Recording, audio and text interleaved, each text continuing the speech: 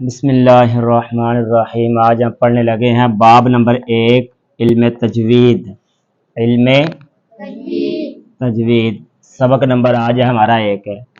یہ سبقن پڑھا جائے گا، اس کے اندر باب بھی آئیں گے، اس کے باب کے نیچے جو اس کے اسباق ہوں گے، اور یہ سبق نمبر آج ہم پڑھ رہے ہیں 1۔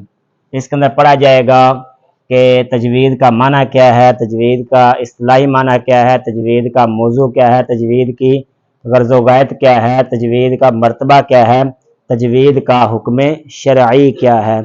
تو یہ چیز وہ ہے جس سے ہمیں پتہ چلتا ہے کہ تجوید کیوں پڑھی جاتی ہے، تجوید کا علم حاصل کرنا کیوں فرض اور ضروری ہے۔ اگر تجوید کا علم حاصل نہ کیا جائے تو کون کون سے نقصانات انسان کے اوپر لاگو ہوتے ہیں۔ سب سے پہلے پڑھیں گے ہم لغت کے اعتبار سے تجوید کا معنی۔ لغت کے اعتبار سے تجوید کا معنی، اس کا ایک معنی ہے عمدہ پڑھنا۔ کیا ہے؟ اس کا ایک اور معنی ہے نکلنے کی جگہ، نکلنے کی جگہ، اور یعنی حروف کو صاف صاف پڑھنا، حروف کو کیا کرنا؟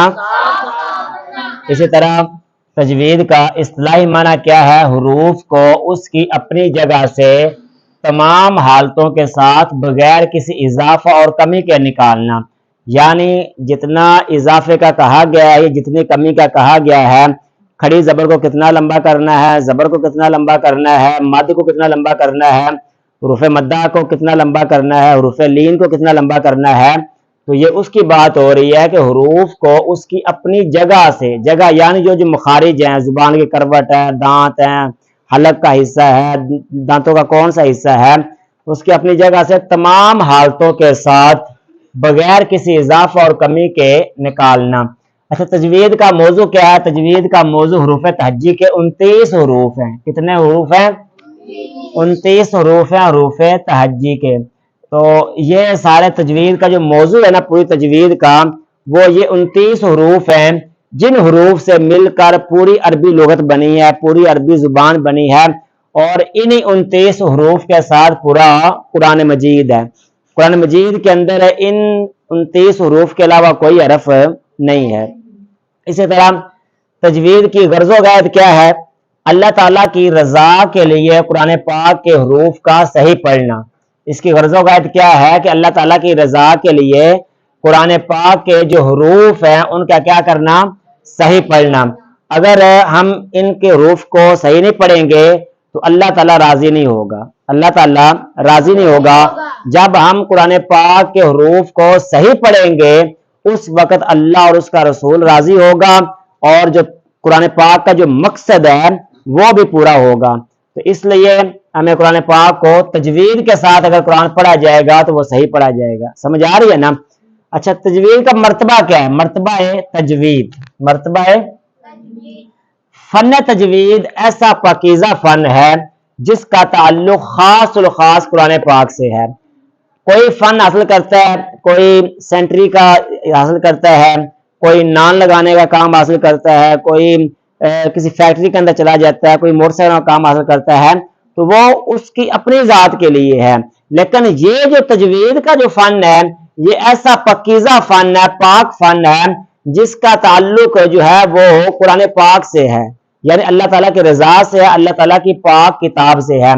کلام الہی ایسا کلام ہے جو مصفہ و پاکیزہ قلب مصطفیٰ پہ اتارا گیا، یعنی یہ ایسا کلام ہے جو حضور پاک صلی اللہ علیہ وسلم کے قلب اطہر پہ کیا گیا ہے، اتارا گیا ہے، جس کا بوجھ پہاڑ بھی نہ اٹھا سکے۔ یعنی جب ان کا جو بوجھ ہے کلام الہی اتارا گیا تو پہاڑوں سے کہا گیا، تو پہاڑوں نے کہا کہ اگر ہم ایک آیت بھی ہمارے اوپر اتاری گئی تو ہم تو ریزہ ریزہ ہو جائیں گے، یعنی اتنا اس کا بوجھ ہے، اتنا اس کا وزن ہے۔ تو پھر کیا فرماتے ہیں کہ جو مسلمان اللہ تعالیٰ سے کلام کرنا چاہے، یعنی جو بندہ اللہ تعالیٰ سے گفتگو کرنا چاہے، اس کو کیا چاہیے کہ وہ علم تجوید کے ساتھ قرآن پاک کی تلاوت کرے، ویسے نہیں جیسے آیا ویسے چھوڑ دیا، علم تجوید کے ساتھ قرآن پاک کی کیا کرے؟ تلاوت کرے، خوبصورت آواز کے ساتھ اللہ تعالیٰ سے ہم کلام ہو جائے۔ اسی وجہ سے علم تجوید تمام علوم میں افضل اور اعلیٰ ہے، اسی وجہ سے علم تجوید کا تمام علوم میں افضل اور اعلیٰ ہے۔ اچھا، تجوید کا حکم شرعی، تجوید کا کیا حکم شرعی؟ اللہ ताला का फरमान है ना, वरत्तिलिल कुरआन तरतीला, यानी कुरान पाक को किसके साथ पढ़ो, तरतील के साथ। तरतील का मतलब है ऐसा ऐसा, ठहर ठहर कर। अच्छा, इल्म तजवीद के साथ कुरान पाक पढ़ना हर आकिल मुसलमान पर फर्ज ऐन है। इल्म तजवीद के साथ कुरान पाक पढ़ना फर्ज ऐन है। अगर बंदा इल्म तजवीद के साथ कुरान पाक नहीं पढ़ता तो वो कुरान का मकसद पूरा नहीं हो रहा। और इल्म तजवीद का किताबी शक्ल में हासिल करना फर्ज किफाया है, यानी इल्म तजवीद को किताबी शक्ल के अंदर सबकन और जितना हो सके, जितना मुमकिन हो सके, इसका इल्म हासिल करना फर्ज किफाया है, ताकि अल्लाह ताला के कलाम के हुरूफ को सही पढ़ा जा सके। अल्लाह ताला के कलाम के हुरूफ को क्या किया जा सके, सही पढ़ा जा सके।